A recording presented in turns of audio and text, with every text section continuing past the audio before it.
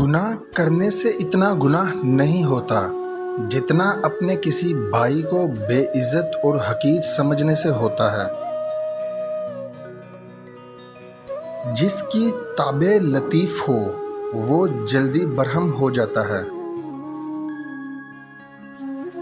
وہ کیسا عجب دل ہے کہ مسلمان بھائی کا غم سنے اور اس پر اس کا اثر نہ ہو۔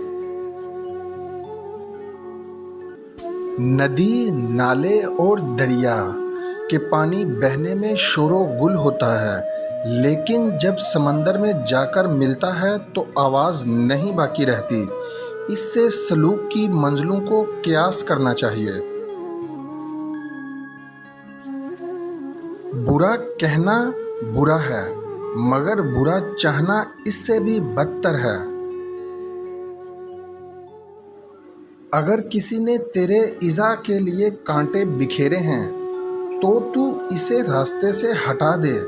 اگر تو بھی اس کے جواب میں راہ میں کانٹے رکھے گا تو پھر ساری دنیا میں تو کانٹے ہی کانٹے ہو جائیں گے۔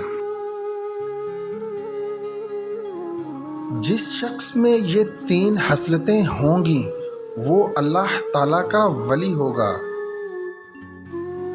اول، دریا کی مثل سہی ہو، یعنی تمام مخلوق کو یکساں فیض پہنچائے۔ دوم، سورج کی مثل شفیق ہو، جس کی روشنی سب کے لیے عام ہے۔